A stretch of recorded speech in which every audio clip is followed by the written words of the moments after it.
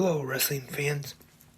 Welcome to a new episode of 360 Wrestling Fanatic. I am your host, Lance Brock. Thank you for tuning in to this episode 342 of 360 Wrestling Fanatic.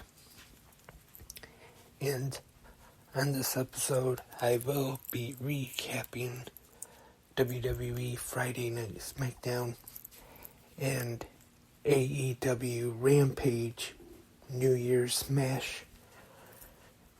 But I am afraid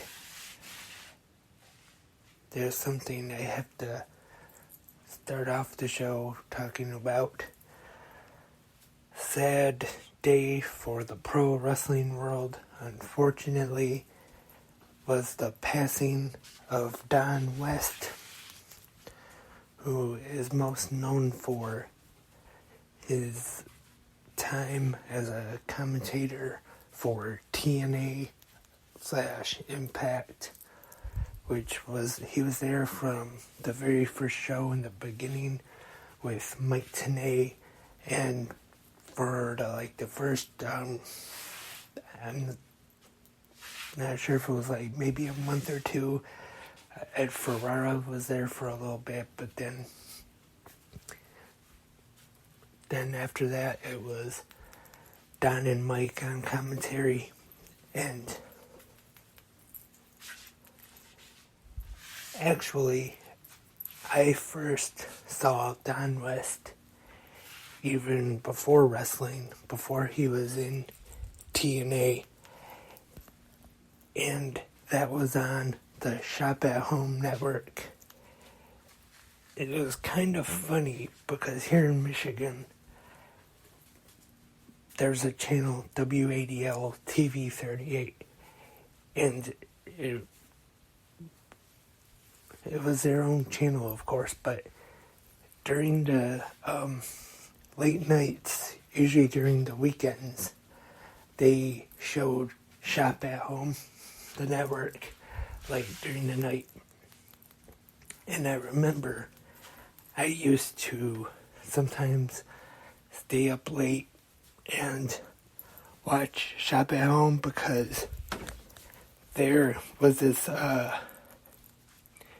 one host that was on usually late Saturday nights for sports card shows and or other sports collectibles too, I think.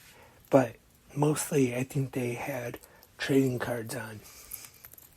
And this guy was real excited. A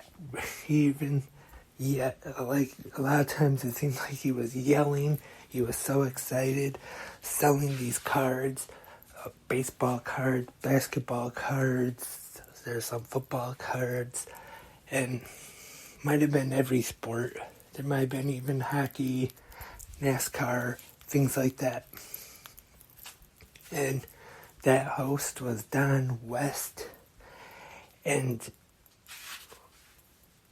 there was another guy that was on there with him sometimes, but to be honest, right now, I don't remember the other guy's name, but I definitely remember Don West being on there and his passion and his energy. And then I have to admit, right away when I first started watching TNA in 2002, I, to be honest, wasn't sure. I didn't know that was him right away. And then I found out, and then, because I kind of forgot about Shop at Home, because at that time I haven't watched it in quite a while. And then I got to thinking, kind of reminds me of that guy. But then I looked it up, and then, yes, it was Don West that was on Shop at Home doing all those card shows. Even there were times I remember he hosted the Beanie Baby shows that Shop at Home had on in the 90s, because that was back when Beanie Babies were really popular. Even not just the Shop at Home Network, but even QVC was having shows of Beanie Babies. And I think he could probably sell anything to anybody. And then, of course, what I know him best for lately was his run in TNA, but he's also a radio show host too. And he like I talked about him being on Shop at Home, and when he started in TNA, he didn't come from pro wrestling. He was never in the wrestling business. I think he might have been, I'm not sure how big of a fan he was, but he might have been at least somewhat of a fan, but not in the wrestling business. And I admit, when I first started listening to him on commentary, I definitely did not think he was quite the best pro wrestling commentator in the world. But I've heard people talk about this so far. I've seen a couple of videos on YouTube. Brian Alvarez, I heard him talk about it on Wrestling Observer Live today, and people said that, and I definitely agree 100%. It's his passion and his energy just got you so into the match. He ended up growing on me, definitely, and I definitely became a fan of his commentary. And even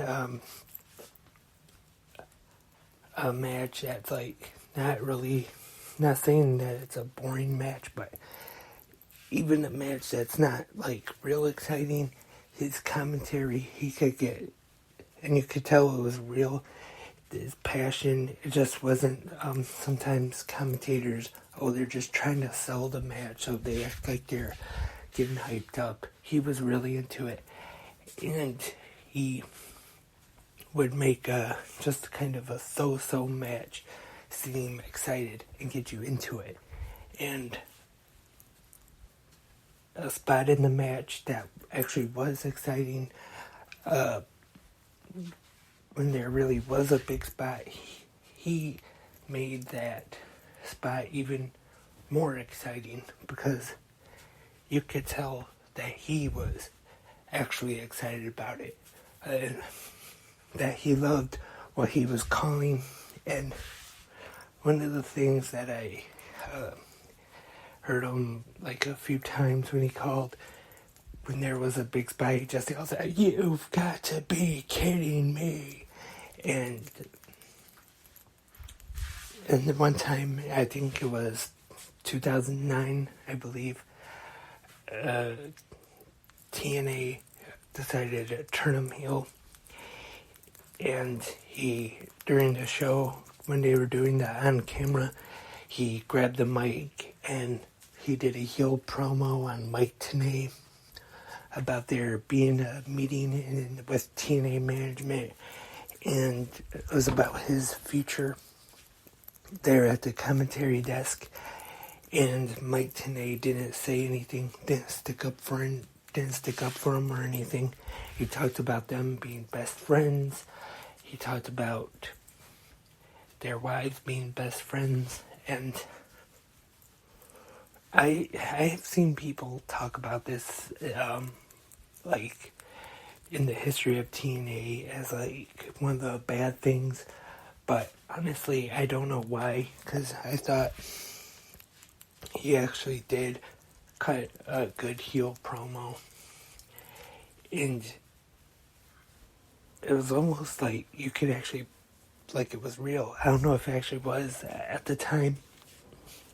I want to say I read something, might have been the Pro Wrestling Torch, I'm not sure, but I could be wrong, but they said it was actually based on something that actually happened. I don't know, but nothing real serious, because Don and Mike ended up remaining friends after that. And like I said, and another thing, what he also did in TNA was with the merchandise, shoptna.com. I'm not saying that TNA's merchandise wouldn't have sold, or Shop TNA wouldn't have, been successful anyway, but definitely a big part of the success of Shop TNA, or would go on to be shopimpact.com, was definitely him and the videos he put on the Shop TNA website selling the items, and especially the brown bag special, which I'm not sure if he was the one that put the stuff in there or not, but he, in the videos, he was putting the stuff in there, but I want to say the first original brown bag special they came out with was 4 t-shirts and a DVD, I believe. Or no, I got that wrong. 4 DVDs and a t-shirt. Sorry about that. But I think it was $25. I could be wrong, but I want to say it was either $20, $25. And it was random shirt, random DVDs. And then they ended up putting an action figure in there. And then they came out with, was it the blue bag? That was 4 different t-shirts. And if you go back, I want to say this was definitely a few years ago at least, if not a little more, on the 360 Wrestling Podcast YouTube channel. I opened one of them on a video, and when he was off commentary, when Taz came in, and they put Taz with Mike Tenay as the TNA commentary team. He was with Amazing Red for a little bit as a manager, and I'll get to that in just a second, but he stayed and did the merch for Shop TNA, and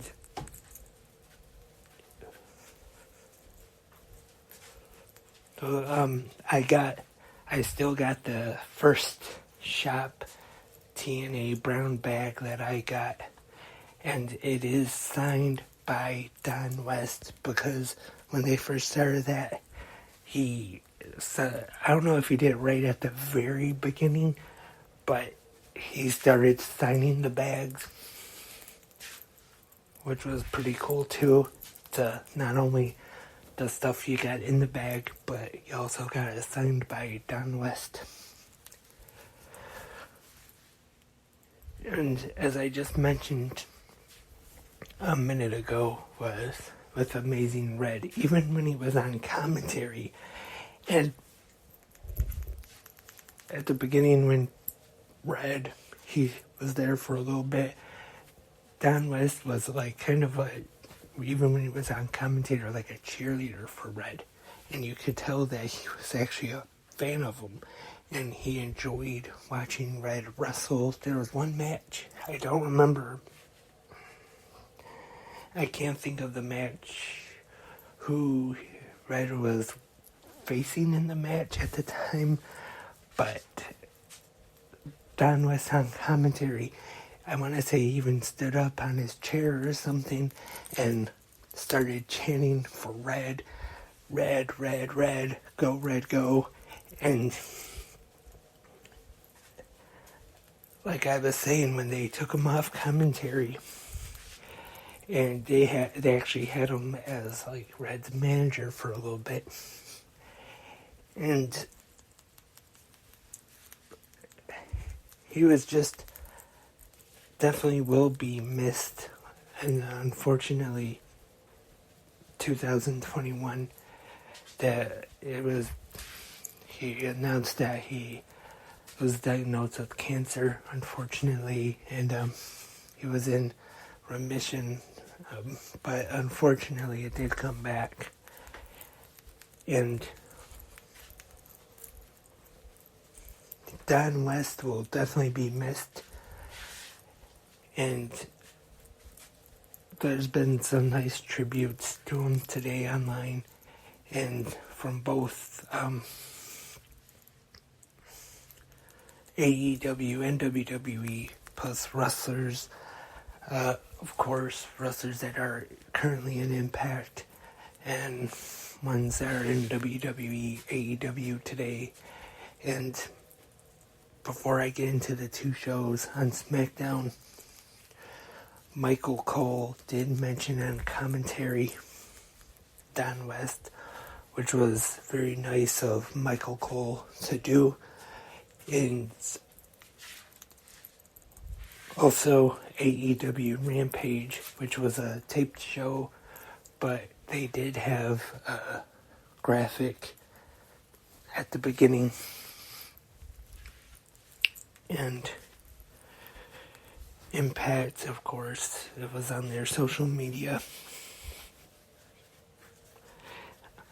I'm sure that next Thursday there will be at least a graphic of Don to start off Impact. Would think so. Or maybe a video package.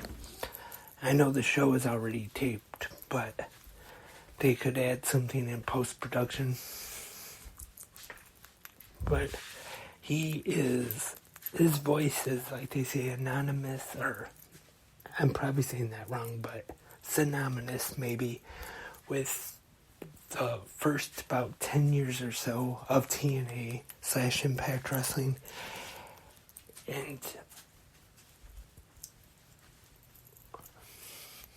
like I said, he'll definitely be missed, and I don't think there'll be another commentator like him. Rest in peace, Don West.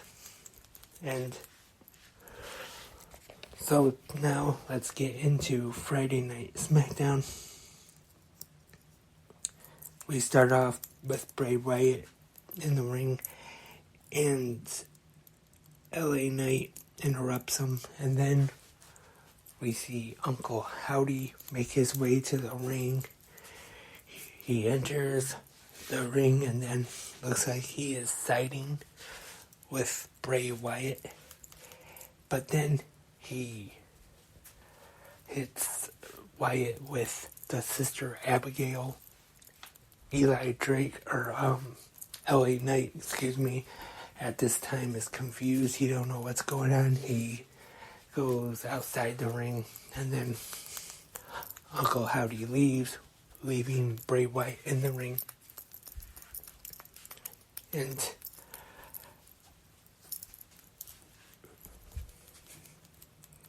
so who knows what's going to happen there. And next up, Sheamus and Solo Sikoa. Solo is victorious in this one, and the Bloodline go to attack Sheamus, but then he's saved by Drew McIntyre and the Brawling Brutes. The SmackDown Women's Championship is on the line, with Raquel Rodriguez challenging the champion Ronda Rousey. Not a bad match here. Rousey wins with a submission. And then the surprise of the night, the return of Charlotte Flair. And then we get an impromptu matchup, and it is Charlotte Flair defeating Rousey to win the SmackDown Women's Championship. Unadvertised, unannounced. Boom. New champion. And in the main event, Kevin Owens and John Cena defeat the Bloodline team of Roman Reigns and Sami Zayn. Owens pins Zayn. And of course, Roman Reigns is definitely not happy about that. And then we get AEW Rampage, where you start off with a championship match, which was announced on Dynamite this past Wednesday night. Orange Cassidy taking on one of his best friends, Trent Beretta. Good match. Kip Sabian is on commentary for this match, and we see Penelope Ford make her way down to the ring, who is the wife of Kip Sabian, and she actually distracts Trent, allowing Orange Cassidy to get the win. And Trent looks upset, obviously, about not winning. He goes up the ramp by himself. Orange Cassidy also not happy at all. Kip Sabian in Action Next squash match gets the win. And I didn't even get the guy's name. Excalibur mentioned it, but it was real quick. I missed it. Wasn't able to get it in the notes. And Tony Schiavone interviews Jon Moxley. The AEW TBS Championship is on the line. Jade Cargill defeats Kiera Hogan. And in the main event, Swerve Strickland defeats Wheeler Yuta. And that was Smackdown and Rampage for tonight. And if you missed the episode last night, AJ Styles suffering an injury at the house show, the Holiday Tour, which is believed to be an ankle injury. Haven't heard really much more about it today, so stay tuned. That's this. And that's it, this episode of 360 Wrestling Fanatic 342. Thank you everyone for listening right here on Spreaker or anywhere else you may be listening. The email is 360wrestlingpodcast@gmail.com. If you have any questions, comments, or if you want to suggest an episode of Fanatic Unleashed to do, you want something you want me to talk about, just email 360wrestlingpodcasts@gmail.com. Don't forget the 360 Wrestling Podcast YouTube channel. Like, comment, subscribe, share. Hopefully we'll be back soon with more episodes. So stay tuned to right here, 360 Wrestling Podcast. Keep watching pro wrestling. Once again, rest in peace, Don West. You will be missed. I am Lance, and I am a wrestling fanatic.